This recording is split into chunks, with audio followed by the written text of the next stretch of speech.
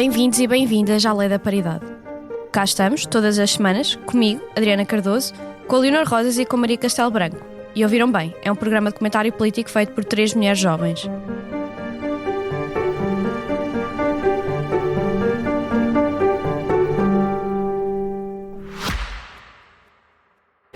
Subscrever o Expresso é ter acesso à melhor informação, a uma vasta oferta de conteúdos exclusivos e à opinião de referência. Subscrever o Expresso é tornar-se membro do nosso clube, poder ser voz ativa de uma comunidade informada e beneficiar de vantagens exclusivas. Subscreva o Expresso em expresso.pt/digital. Expresso. Liberdade para pensar. Esta semana, e bom, depois de termos passado todo o fim de semana anterior com grandes analistas de política internacional na televisão a dizerem que nem pensar que os Estados Unidos iriam entrar nesta guerra, terem que se desmentir exatamente passado horas. E há uma parte engraçada, a Collins da CNN estava a dizer num segundo que os Estados Unidos não iam entrar e passado 5 segundos o Cooper disse de facto os Estados Unidos acabaram por bombardear uma base no Qatar. E é por isso mesmo que também estamos a gravar hoje, para estarmos o mais atualizadas possível, porque hoje também temos a Cimeira da NATO. E começo por ti, Leonor, para nos falares, e começando já com uma pergunta. Nós já abordámos no episódio anterior toda a questão do programa nuclear do Irão e se fazia sentido ou não tentar trazer o Irão para cima da mesa com uma questão diplomática.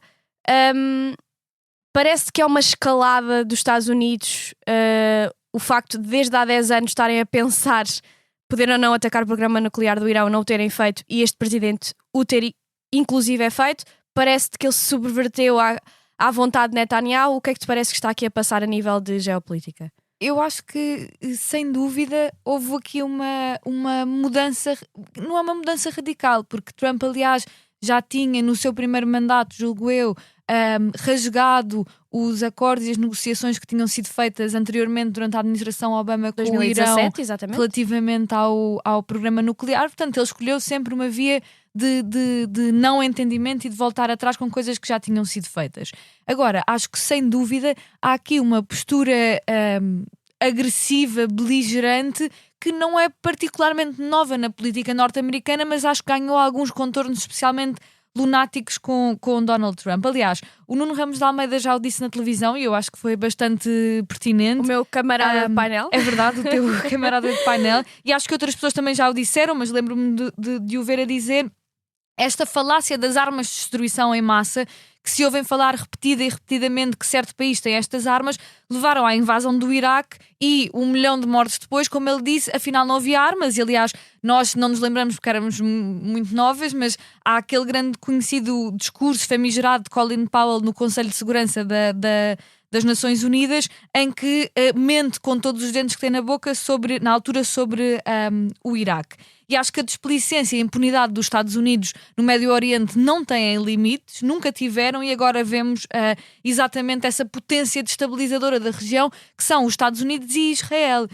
Se virmos desde o século XX, e acho que é preciso às vezes olharmos com uma perspectiva histórica para esta questão, desde o século XX até hoje, os Estados Unidos já tiveram intervenções militares, quer seja boots on the ground, quer seja bombardear, no Iraque, no Irão, no Afeganistão, na Síria, no Líbano, no Iémen, na Líbia, no Kuwait, na Palestina e ainda no Paquistão, apesar que muitas vezes, apesar de não ser na mesma região, é trazido um bocadinho para este grupo, e foi o ataque dos Estados Unidos que muitas vezes destabilizou países nesta região e que os tornou em verdadeiros estados falhados, controlados por grupos terroristas e criminosos, ou controlados pelo extremismo religioso. Ou seja, acho que há uma grande questão. Depois acho que também há outra coisa aqui que também já foi mencionado, que tem a ver com o perigo nuclear. Quer dizer, discutia-se imenso na Ucrânia o problema do bombardeamento de centrais nucleares e de repente agora bombardear o urânio enriquecido já não interessa nada. Não interessa porquê? Porque os afetados não vão ser europeus. Quer dizer, acho que é outra questão a colocar.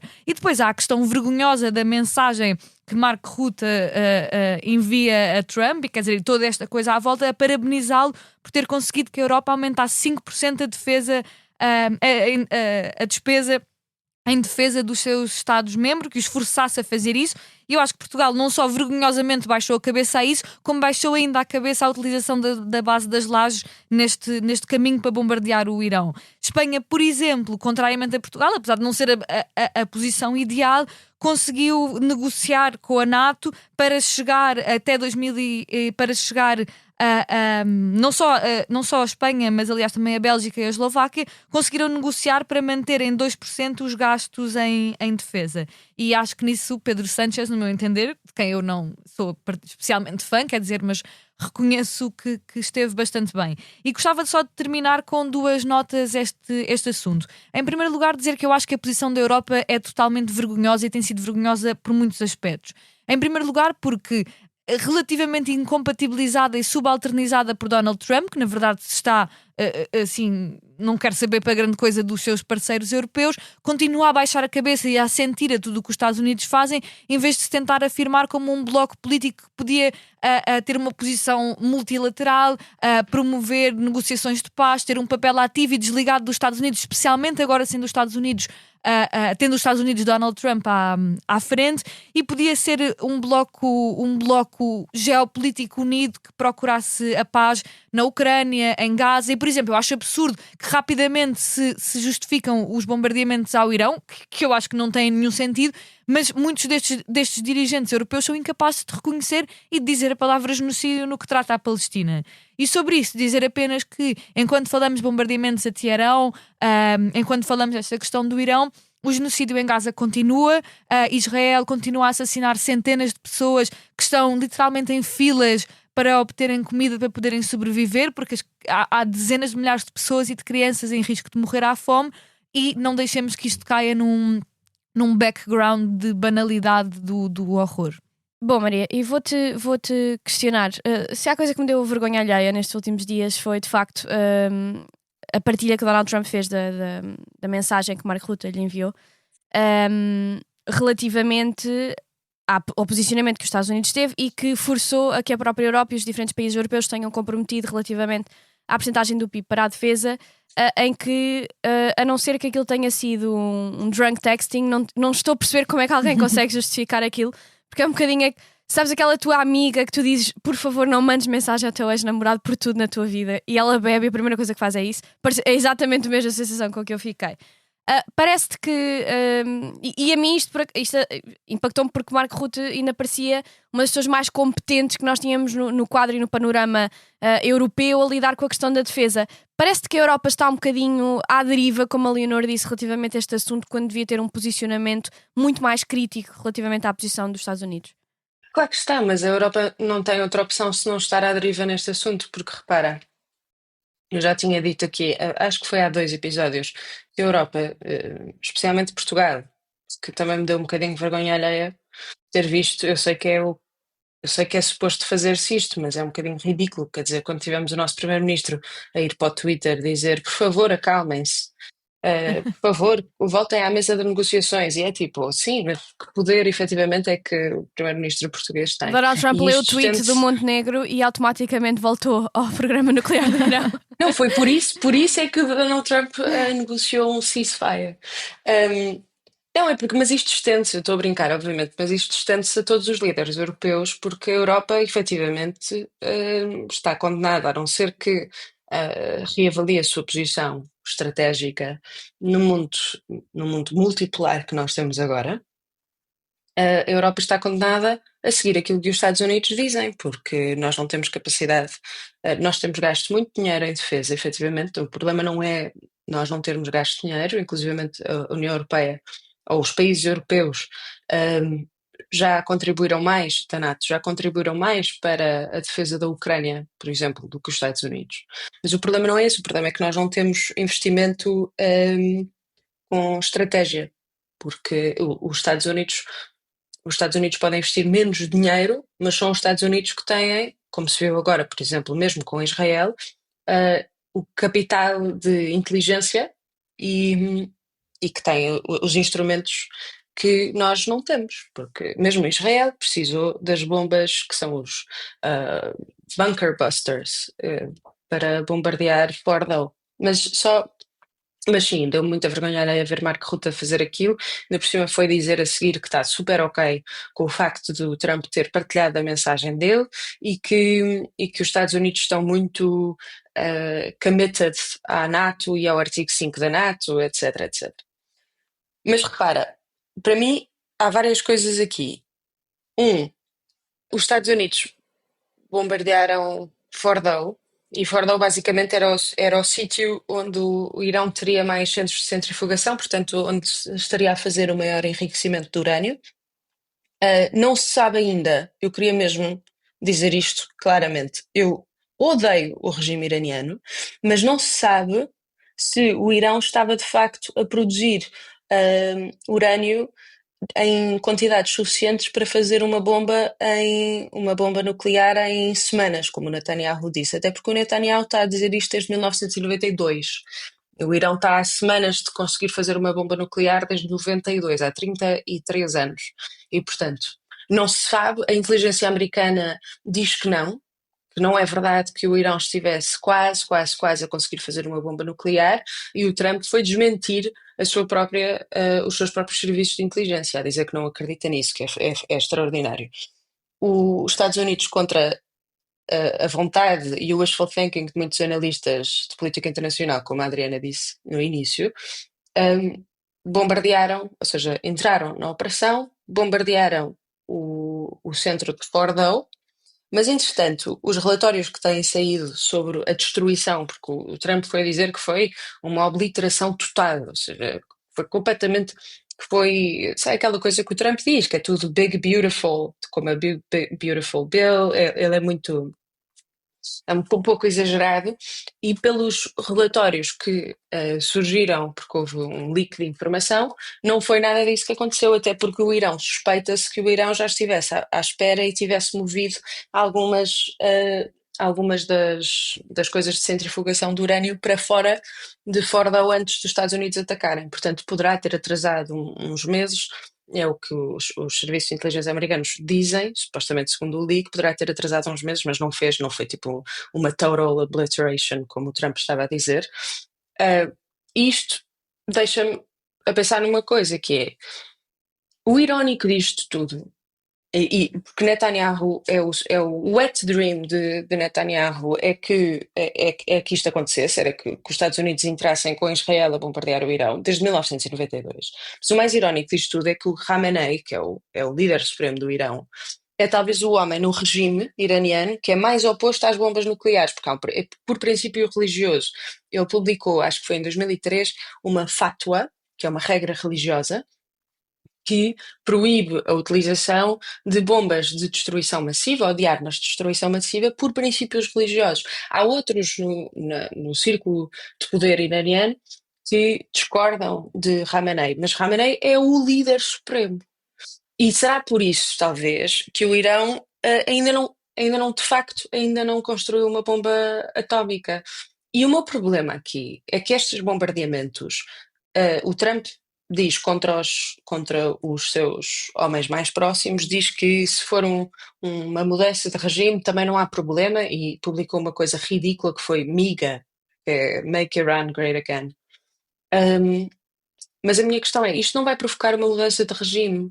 Quando muito, mesmo que matem o Khamenei, podem vir pessoas que são muito piores, no sentido de não respeitarem esta fátua, ou este princípio religioso contra as bombas nucleares. E isto, inclusivamente, fez com que o Irão se afastasse das negociações sobre o Tratado de Não Proliferação de energia nuclear. Portanto, isto é tudo inacreditavelmente estúpido, a intervenção dos Estados Unidos nesta operação. Ainda bem que houve agora, a hora que gravamos, está a haver um cessar-fogo, mas eu acho que esse cessar-fogo é muito frágil. Aliás, como se viu ontem, porque o Trump, entretanto, foi fazer também uma coisa mais, também ridículo, a dizer que estava muito triste com Israel. Eu não sei quanto tempo é que este cessar-fogo durará, mas eu espero que haja uma forma de trazer o Irão de volta para a mesa de negociação, mas acho que bombardear o Irão não é isso, não é essa a forma. E só para terminar, queria só lembrar que o Trump acabou de comparar hoje, à hora que gravamos, acabou de comparar o bombardeamento dos Estados Unidos com Hiroshima e Nagasaki. A dizer, eu não quero usar o exemplo de Hiroshima, nem de Nagasaki, mas é essencialmente a mesma coisa que acabou com a guerra. Ou seja, isto acabou com a guerra, portanto é ok. Isto é inacreditável ter um presidente dos Estados Unidos a dizer isto. Eu passo para ti a bola, Adriana, agora para falares sobre o que tu quiseres. Imagino que vais falar sobre todas estas vergonhas, começando pelo Marco Ruta. Bem, sobre o Marco Rutte, acho que já disse, acho que já disse que é mesmo muito confrangedor e era evidente e nota um bocadinho a displicência e a forma. A Europa e as instituições europeias acham que estão a lidar com o presidente dos Estados Unidos normal. Mesmo o Bush Jr., que era, lamento, burro que nem uma porta, porque ele era mesmo uma pessoa limitada intelectualmente. Era uma pessoa que era institucionalista, que quando havia comunicações com chefes de Estado era evidente que era tudo filtrado. Neste caso, Donald Trump é a mesma pessoa que vai tirar um print e pôr nas redes sociais. Portanto, enfim. Mas eu queria falar, e vocês já falaram na questão geoestratégica, já falei no último dia, eu queria falar no impacto que isto está a ter nos Estados Unidos e os diferentes posicionamentos que estão a existir. Quando a Maria disse há pouco que Donald Trump colocou em causa as informações da sua própria Central Intelligence, não foi da Central Intelligence, foram os posicionamentos de Tulsi Gabbard. Tulsi Gabbard essa que reuniu com a Assad, é claramente pró-Rússia, é anti-intervenção na Ucrânia, portanto é uma pessoa que nem sequer se pode considerar não intervencionista, é mesmo uma carta fora do baralho e agora fica claro para Donald Trump o porquê dela ter sido uma péssima escolha. É importante relembrar às pessoas e dizer que este plano não aconteceu do nada. Isto estava a ser ensaiado pelo Pentágono há 10 anos. Há 10 anos que existe uma atualização quase minuto a minuto de qual é que é o posicionamento e qual é que é a circunstância mais vantajosa estrategicamente para os Estados Unidos atacarem o Irão. O que aconteceu foi que foi feita sempre uma escolha pelos diferentes presidentes e por os diretores de segurança nacional muito mais competentes que tinham, dizendo claramente que o problema da montanha onde no fundo estão armazenada a componente nuclear do Irão é que era muito difícil e era quase impossível que mesmo com o ataque com aqueles caças específicos dos Estados Unidos que estão armazenados no Missouri, que fosse possível obliterar e acabar com a capacidade nuclear do Irão. Isso ficou evidente quando Donald Trump diz total obliteration of Iran's nuclear power, e depois quando J.D. Vance vai dar uma entrevista ao senior correspondent da ABC News, já diz exatamente o oposto, pergunto-lhe diretamente, mas esta intervenção permitiu completamente aniquilar a capacidade nuclear do Irão, e ele responde-lhe conseguimos atrasar, conseguimos sublevar, portanto fez um conjunto de eufemismos. E Donald Trump imediatamente escreveu um tweet, não é um tweet, um post na sua rede social específica, a dizer não, foi uma total obliteration. Portanto, há um desconforto claro até na própria administração. E queria também dizer que ele só conhece tipo 7 adjetivos, é sempre total, sim, big, beautiful, exato, great. E é engraçado pensar que dentro do próprio movimento do MAGA, dentro do próprio movimento de Donald Trump, temos pessoas como o Tom Cotton, que foi um dos grandes defensores desde sempre, desde que é senador pelo Arkansas, sempre foi um defensor de uma intervenção clara no Irão, a ter que vir à comunicação social para tentar colocar uma rolha nos grandes influencers tipo Marjorie Taylor Greene, etc, que diziam e dizem que entrar numa guerra com o Irão neste momento é uma péssima ideia e que vai exatamente contra aquilo que foi sempre a campanha de Donald Trump. Donald Trump sempre teve um posicionamento anti-intervenção. Mas o que as pessoas que Tom Bolton e pessoas que rodearam a antiga administração Trump já disseram, inclusive em entrevista no Face the Nation, é muito claro que durante todos estes anos foi feita uma escolha estratégica de perceber quando é que era mais conveniente poder-se vir a atacar o Irão, sendo que isso sempre foi um plano dentro da estratégia de segurança dos Estados Unidos, e atacar o posicionamento nuclear do Irão para impedir que o Irão tivesse a capacidade de produzir uma arma nuclear.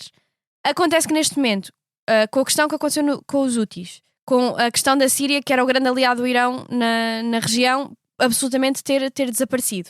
O facto do próprio Hezbollah estar muito diminuído comparativamente com o que estava até na principal e na primeira administração de Donald Trump, foi quando Donald Trump, e vou terminar dizendo isto, foi, e por isso é que eu digo que ele foi convencido a atacar. Na sexta-feira ele deu uma entrevista, não é entrevista, uma conferência de imprensa, quando ele sai do helicóptero e faz aquela cena toda com os helicópteros, é muito engraçado. Quando ele sai e faz aquelas intervenções em que lhe pergunta aos jornalistas diretamente, dado o que estava a acontecer com Israel a atacar o Irão e o Irão a atacar Israel, se os Estados Unidos iriam entrar. E Donald Trump disse que já tinha dito, inclusive ao Irão, tinham 2 semanas para aceitar o plano que os Estados Unidos tinham proposto, tinham 2 semanas para continuar nas negociações e que depois logo se via. Isto foi às 3 da tarde.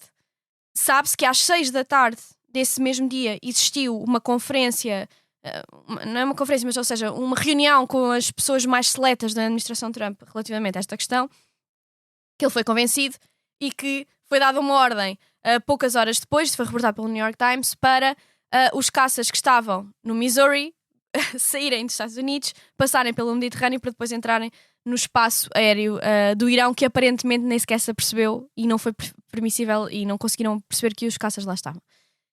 O Donald Trump foi claramente convencido.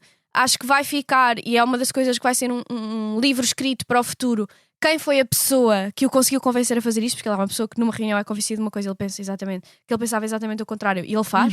Portanto, ainda se vai, e isto interessa-me a nível de política americana para perceber quem é o manda-chuva a nível de complexo industrial, complexo de defesa industrial nos Estados Unidos e consegue convencer o presidente dos Estados Unidos e que tem influência a esse ponto. Mas parece-me acima de tudo, e vou terminar dizendo isto, que não era o objetivo de Donald Trump fazer mais do que isto. Porque e pense só nisto, se tivesse morrido um soldado americano na retaliação pela parte do Irão ao ataque que os Estados Unidos fizeram, nós íamos ter um problema em que ele não tinha politicamente uma saída que não ter uma intervenção mais direta. Portanto, parece-me que, para além de ter sido absolutamente reckless e um posicionamento que não se entende, claro, acho que, e não me parece que seja uma tentativa de Donald Trump de intervir exército para dentro do Irão, porque tem noção que isso invariavelmente é um grande problema de segurança nacional. Mas por falar em segurança nacional, e agora não dos Estados Unidos, passo para ti, Leonor, introduzindo e efetivamente o tema. Nós estamos a gravar quarta-feira, quando nos vão ouvir pela primeira vez, mais uma vez para estarmos atualizadas, mas na segunda-feira tivemos uma reunião do Conselho de Ministros que aprovaram uma enorme alteração à lei da nacionalidade. Nós já tocámos ao de leve nas questões, mas há grandes novidades, inclusive novas regras para pessoas que vivem em Portugal, residem em Portugal e que têm um bebê cá. Automaticamente essa criança seria cidadão português, agora já não é. Criar-se uma polícia criar-se uma polícia nova para lidar com as questões de imigração e, portanto, sem mais demoras, Leonor, parece-te, fazendo-te uma pergunta indicativa, para além de nós, e acredito que tu achas que é uma cedência ao Chega, tudo acerca desta lei de nacionalidade te parece esdrúxulo ou há alguma coisa que tu achas que faça sentido?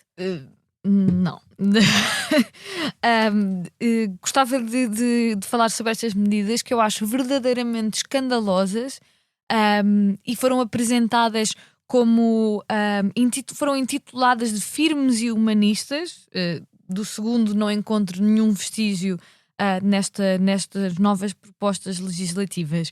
E vou focar-me um bocadinho nisso e falar um bocadinho destas propostas, que passam pelo aumento do controle das fronteiras e da fiscalização às pessoas migrantes, pela deportação, que eles chamam de repatriação, mas não deixemos que os conceitos se baralhem na nossa cabeça com uma língua que tenta disfarçar a brutalidade do que se quer fazer. Deportar pessoas em situação por regularizar, já dissemos aqui muitas vezes, não há pessoas ilegais, há pessoas que têm situações por regularizar e que vêm para cá antes disso, até porque houve políticas que fizeram com que fosse difícil chegar cá já com situação regularizada para muitas pessoas.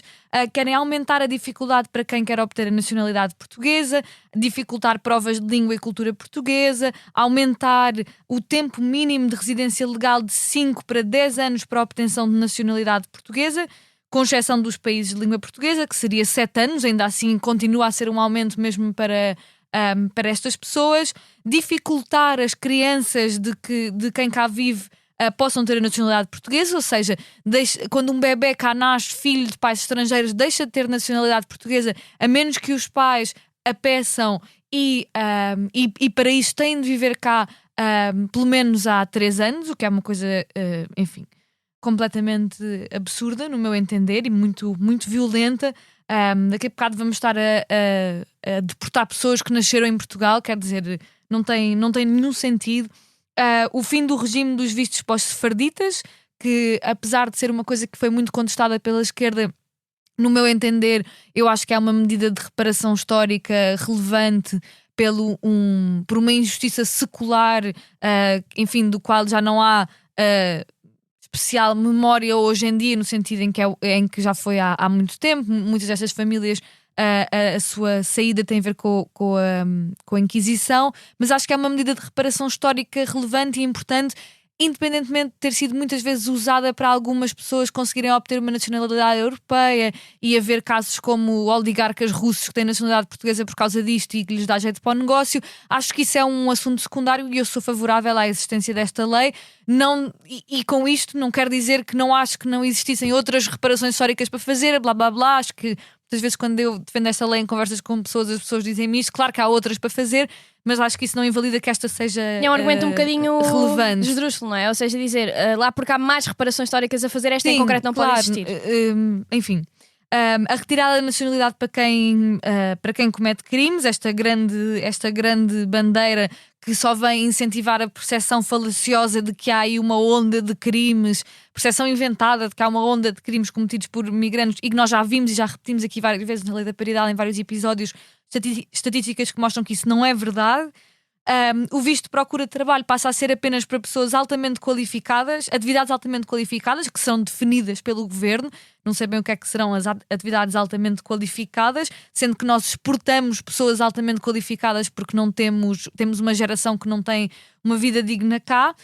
Vai haver um aumento na dificuldade do acesso aos regimes de vistos da CPLP, que tinham sido muito importantes para que muita gente desses países pudesse vir para cá trabalhar, e, sobretudo, a restrição ao reagrupamento familiar choca-me bastante, com base em critérios de residência, conhecimento da língua e conhecimento dos valores portugueses. Não sei como é que isso se afeta. Exato, não sei bem. Tipo, imagina, se fores português e chumbares no exame nacional do 12º ano, perdes a nacionalidade. Não, tipo... se fores uma beta de Lisboa e comer sardinha com pão em vez de com broa, eu não percebo onde é que vão buscar os critérios. Imagina, não consigo perceber. Eu sou lisboeta, mas eu não gosto de sardinha, portanto acho que não entro sequer nessa discussão. E terminar só dizendo que temos só mesmo com isto, temos um PSD com medidas de extrema-direita, um orçamento aprovado por um PS completamente de rastos, sem rumo político, ideológico, que simplesmente quer evitar eleições a todo o custo e que engole qualquer coisa que lhe derem depois desta última humilhação. E acho sobretudo que, tal como se viu noutros países europeus, não há espaço para um Chega, um PS e um PSD. Um deles vai desaparecer, o centro vai natural. Que é o que aconteceu, por exemplo, em França, os partidos equivalentes ao PS e ao PSD desapareceram ou são muito insignificantes comparativamente ao que já foram. E apesar do PSD agora se poder estar a rir do PS, é esse o rumo que o PSD também seguirá, se continuar por esta via de tentar ser a imitação do Chega. E é isso, enfim, são dias tristes. Eu queria focar-me numa questão da nova lei da nacionalidade já falei disso, já falei inclusive na SIC Notícias, que me faz muita, muita impressão, que é a perda da nacionalidade.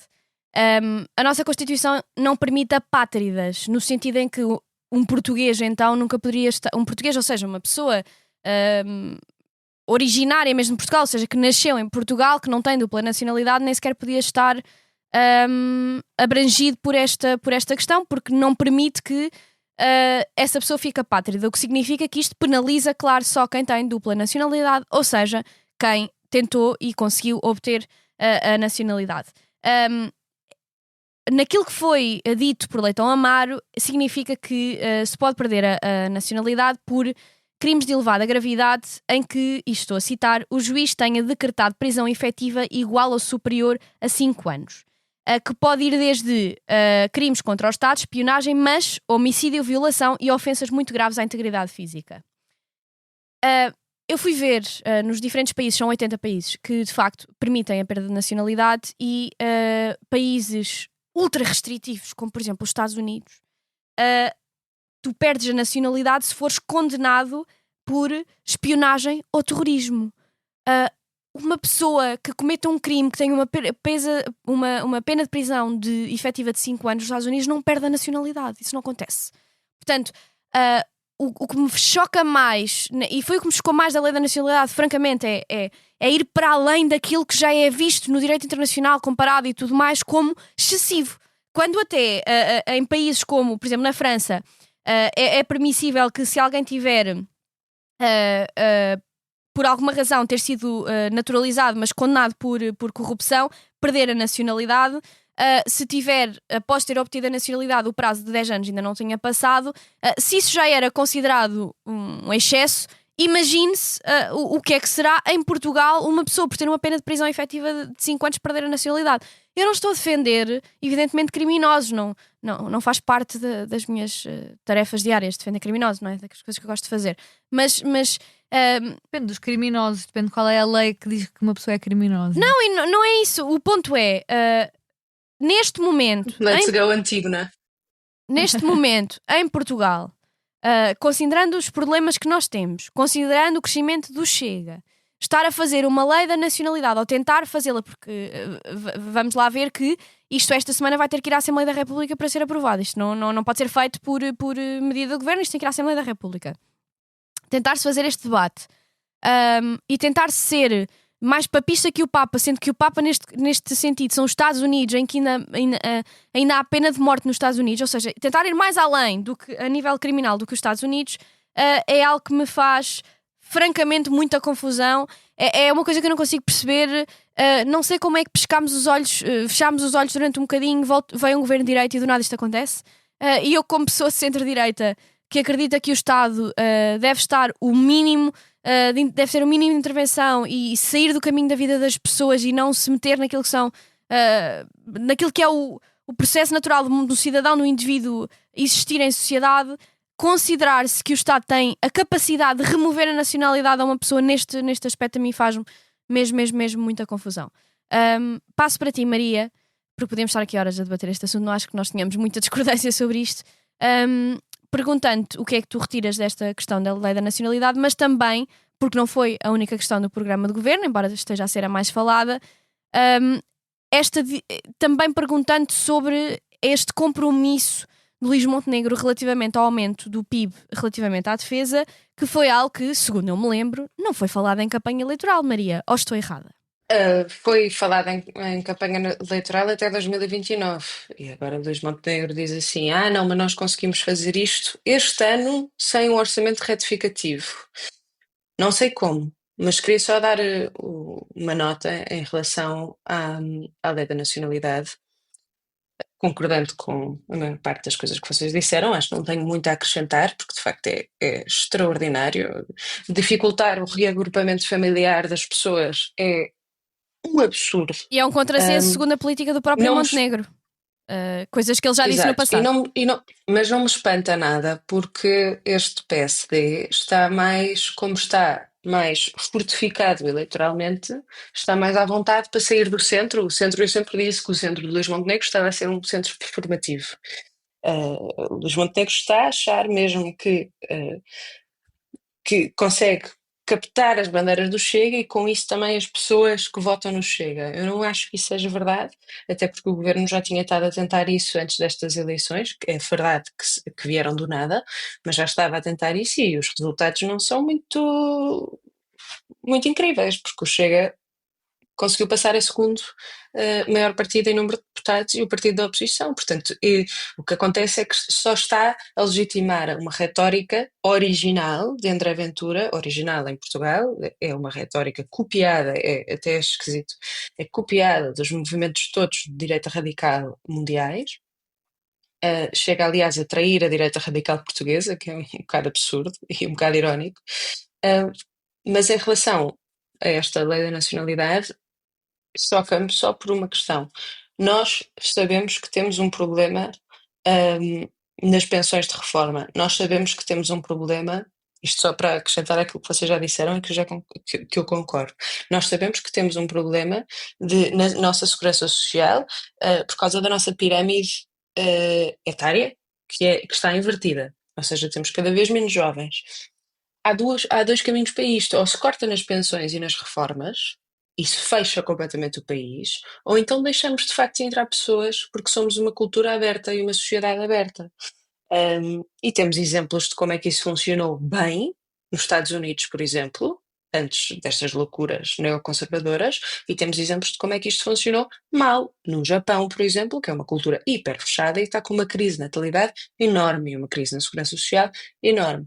Em relação à defesa, porque isto também se liga à segurança social, eu gostava mesmo de saber, eu espero que Luís Montenegro consiga fazer isto, de facto, chegar a estes 2%. Eu queria só lembrar que Marco Ruta está a achar mesmo que vão ser 5%, nós estamos a ter a Cimeira da NATO, o que toda a gente está a achar é que vai ficar nos 3,5%, portanto ainda vamos ter que subir mais 1,5% face aos 2% que ainda nem sequer temos, mas só para vos dar uma ideia de quanto é que isto é, de facto, em dinheiro, que é, nós, em 2024, tivemos 4,4 mil milhões. Se nós quisermos ir aos 2% do PIB, temos de alocar mais 1,5 mil milhões. 1,5 mil milhões. Este ano, sem orçamento retificativo. E se calhar o Luís Montenegro olha e diz, sim, mas nós vamos ter um saldo orçamental de 0,3%, ou seja, de 800 milhões. Mas 800 milhões não é 1,5 mil milhões, é metade. Só que, entretanto, para falar daquilo que Luís Montenegro prometeu na campanha. Luís Montenegro prometeu na campanha, não prometeu, como tu disseste, Adriana, e bem, não prometeu este alargar para 2% do PIB até ao fim deste ano, mas prometeu um corte do IRS em 500 milhões. E também prometeu voltar a fazer um suplemento extraordinário para os pensionistas, que em 2024 foi 400 milhões. Portanto, só aqui, só nas promessas eleitorais, só nestas duas, Luís Montenegro já excedeu a projeção do saldo orçamental. Já está em déficit de 100 milhões. Mais 1,5 mil milhões só para os 2% este ano. Portanto, eu não sei mesmo como é que o Governo está a pensar fazer isto. Se a venda do novo banco entrar ainda este ano, o Estado ganha um folgo de 700 milhões, porque o novo banco já foi vendido. Mas estes 700 milhões não são suficientes. Portanto, eu não sei como é que o Luís Montenegro vai fazer isto sem cortar ou nas promessas eleitorais ou em gastos do Estado com o Estado Social, que é uma coisa que o Luís Montenegro está a dizer que não vai fazer à mesma. O que é que me preocupa aqui é que eu acho que o Luís Montenegro está a achar que tem uma folga brutal para fazer o que quiser, porque pelo menos durante um ano não vai a eleições de facto e, portanto, pode fazer e desfazer e que não vai ter grandes consequências eleitorais. E como saiu fortificado destas últimas eleições, parece-me que pode ter aqui mais mão de manobra. Agora, vamos estar sempre aquém. Eu não sei como é que vamos gastar 2% em defesa, sinceramente. Se acho que é necessário, sim. E aqui discordo, por exemplo, provavelmente da Leonor, com certeza, mas acho que não tens acho que pôr o provavelmente. Acho que é necessário gastar bem. Sim, era só para não estar a assumir posições da Leonor que ela não disse, mas pronto. Mas agora ainda bem que disseste, Leonor. Mas pronto, aqui discordamos, mas eu acho mesmo que é necessário, sim, acho que é necessário gastar bem, mas acho que é muito difícil para o Luís Montenegro fazer as duas, aquela coisa das bombas e da manteiga. Acho que Luís Montenegro, se quer apostar nas bombas, neste contexto em Portugal, vai mesmo ter que cortar na manteiga. E não sei em que manteiga, mas pelo histórico do PSD, não me parece que Luís Montenegro terá grandes dificuldades dentro do próprio partido a justificar estes cortes. Bom, e dado que o nosso tempo já está a circundar aquilo que é o exagerado, vamos passar para as nossas sugestões, perguntando-te a ti, Leonor, qual é que é a tua sugestão para os nossos ouvintes? Então, eu gostava de recomendar um livro que se chama A Pequena Comunista que Nunca Sorria, de Lola Lafont. É um livro de Só ficção. não és tu porque tu sorris. É verdade. É um livro de ficção sobre a história da ginasta romena Nadia Comaneci, que foi considerada a melhor ginasta de sempre durante muito tempo. Enfim, não sou especialista em ginástica, e que era uma figura muito marcante nos anos 70 e 80. E reflete bastante sobre a apropriação do seu corpo pelo regime de Ceausescu, que foi um ditador horrível da Roménia, da violência dos treinos e da exigência da ginástica, mas também sobre a sua personalidade forte e implacável, e não a fazendo só uma vítima das circunstâncias ou uma vítima de treinos violentos. E uma coisa muito interessante no livro é que a autora dialogou muito com a própria Nadia Comaneci enquanto escrevia, e partilha certos das conversas que elas tiveram ao telefone e do que é que a própria Nadia achava do que ela estava a escrever, e que às vezes elas discutiam e não se falavam, porque ela não gostou do que ela escreveu. E é mesmo um livro muito bom, portanto recomendo bastante a quem nos ouve. E é também um olhar para o que foi o regime socialista. Enfim, socialista não tem nada na Roménia, de Ceausescu, que era uma espécie de rei sinistro. E enfim, leiam. Maria, qual é que é a tua sugestão para os nossos ouvintes? Bom, a minha sugestão é um dos milhentos livros que eu me passei e comprei na Feira do Livro. Por acaso este também é o que eu acabei de recomendar. Não, mas é que é aquela coisa de tipo tentação, pronto, deixam um bocadinho sem unattended e eu passo-me. Mas um dos livros que eu comprei e estou assim meio encantada, vou lendo quando estou em pausa de coisas, é porque é uma leitura que se faz assim, não é? Mas chama-se Nas Bocas do Mundo, o 25 de Abril e o PREC na Imprensa Nacional, do Joaquim Vieira e do Reto Mónico. E isto é muito é uma edição da Tinta da China, e é muito interessante porque tem as várias capas de jornais, as várias reportagens que foram sendo feitas na imprensa nacional sobre o PREC e sobre o 25 de Abril, e depois também contextualização histórica, mas é mesmo muito giro. Tem capas do Libération, não sei se estou a dizer bem porque pronto, não sei que é francês, mas tem coisas muito interessantes e vale a pena. Eu sei que se não compraram na Feira do Livro, vão procurar isto, deve estar em qualquer lado. Chama-se Nas Bocas do Mundo e é da Tinta da China.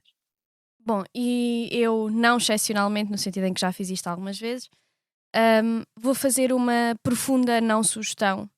Algo que não me só encanitou, mas que me deu profunda vergonha alheia, e que me irritou profundamente nesta semana, que foi o facto de o guru Mike Millions, ou seja, Miguel Milhão, que para além de produzir produtos que são alegações falsas de saúde com regularidade, tem um podcast onde leva as figuras mais sinistras possíveis e imaginárias. Já levou Mário Machado, levou André Ventura, e decidiu desta vez levar João Martins, que foi uma das pessoas condenadas pela morte do Alcino Monteiro, e que, saindo e tendo saído da prisão, decidiu que, para além de dizer no podcast de Miguel Milhão que está profundamente reabilitado na sociedade, faz parte do grupo Blood and Honor, grupo esse que esteve envolvido na agressão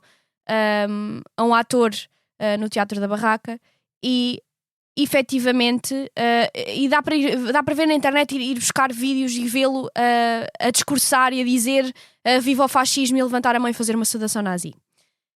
E perante isto, eu queria só dizer, já nem vou falar da pessoa em questão que decide ou acha, numa profunda incapacidade de inteligência, seja ela qual for, de perceber que não estamos a falar de liberdade de expressão quando tu decides quem trazes para dentro da tua casa.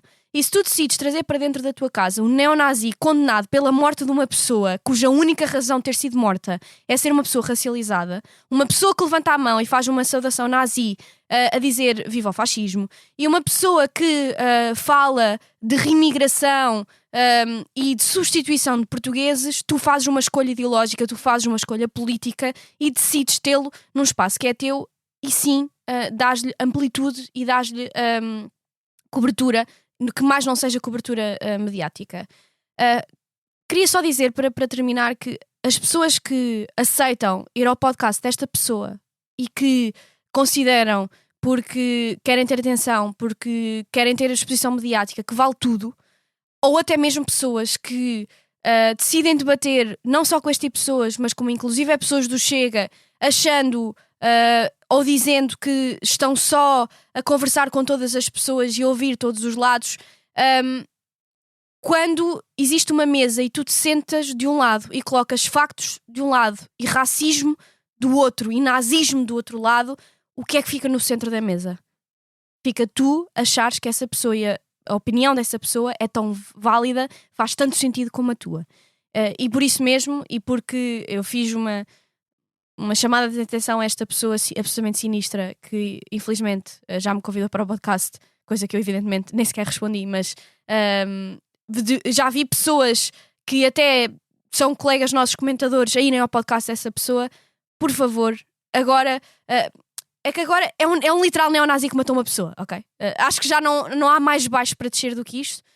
E também é engraçado que ele estava de camisa, o neonazi João Martins estava de camisa o tempo todo no podcast, se calhar com 30 e tal graus na rua, teve camisa e a cobrir as mangas porque não queria que vissem um conjunto de tatuagens que ele tinha. Se este é o tipo de pessoas com quem querem partilhar mesa, por favor, revejam os vossos próprios valores e sistema de valores, porque não vale tudo para ter exposição mediática. E pedindo-vos desculpa por terminar nesta forma não assim tão simpática, chegámos ao fim de mais um Lei da Paridade, um programa de comentário político semanal, e como sempre, podem ouvir-nos nas habituais plataformas de podcast e no site do Expresso e da SIC Notícias. Até à próxima semana.